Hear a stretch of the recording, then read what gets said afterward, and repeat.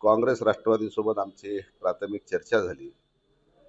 ज्या ठिकाणी आमचा उमेदवार येणार नाही, त्या ठिकाणी निश्चितपणे आम्ही त्यांना तिथं सहकार्य करू. त्यांनी सुद्धा अशीच भूमिका दर्शवली की ज्या ठिकाणी आमचा उमेदवार राहणार नाही, त्या ठिकाणी आम्ही तुम्हाला सहकार्य करू.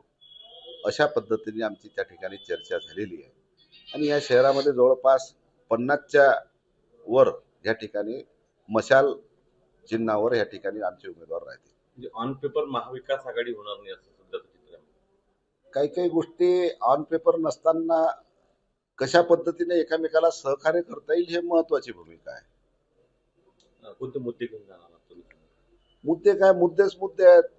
शहरात केलं तरी काय भारतीय जनता पार्टीनं गेल्या 30-35 वर्षापासून ह्या शहरामध्ये भारतीय जनता पार्टीचे आमदार आहेत, खासदार आहेत.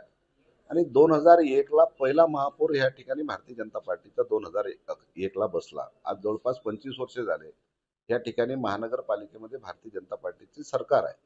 आता भारतीय जनता पार्टीचं सरकार असताना भारतीय जनता पार्टीनं नेमकं केलं तरी काय, काय केलं, केलं काय, या शहरामध्ये काय सुविधा आहे? या शहरामध्ये आरोग्याची, महानगरपालिकामध्ये आरोग्याचं कोणतं हॉस्पिटल आहे की आरोग्य सेवा महानगरपालिके माध्यमातून या शहराला मिळू राहिली? ह्या ठिकाणी नगरपालिकेच्या शाळा तरी आहेत का की गोरगरिबांचे मुलं त्या नगरपालिकेच्या शाळामध्ये शिकतील? ह्या ठिकाणी महानगरपालिकेच्या माध्यमातून कुठं गार्डन वगैरे अशी सुविधा आहे का? त्या परिसरातील मुलं मुली महिला त्या ठिकाणी गार्डनमध्ये जातील, थोडंसं म्हणजे वॉकिंग वगैरे करतील का? त्या ठिकाणी थोडंसं ध्यान वगैरे करतील? काही गार्डनची व्यवस्था तरी आहे का? ह्या शहरामध्ये तुम्हाला सांगतो, आता आपण पूर्व मतदारसंघामध्ये बसलेला आहे. पूर्व मतदारसंघामधून कोणी जर एखादी मुलगा मुलीला जर राजेश्वराच्या दर्शनाला जायचं असेल, का रातच्या टाइमला जायचं असेल का सकाळी टाइम जायचं असेल, तर तिथं सुविधा काय? म्हणजे आपली मुलगी रातच्या टाइमला जुन्या शहरामधून बस स्टँडला येत असेल तर तिची सुविधा काय? शासकीय वाहन काय? बस सेवा आहे का?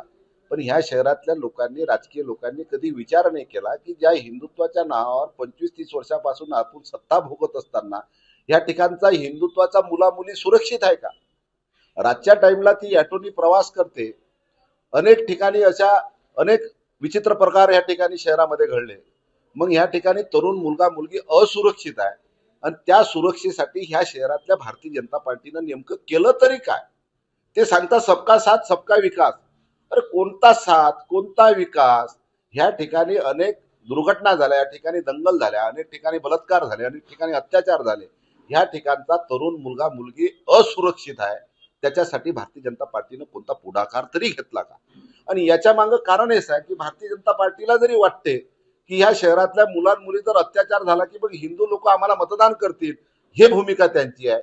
म्हणजे हिंदूंना सुरक्षा न देता हिंदूवर अत्याचार झाला पाहिजे, ही भूमिका भारतीय जनता पार्टीची आहे. आणि हिंदूवर अत्याचार झाला की आम्हाला त्याचा फायदा होईल, ही भूमिका ठेवून 35 वर्षापासून या शहरात मुलगा मुलगी असुरक्षित आहे.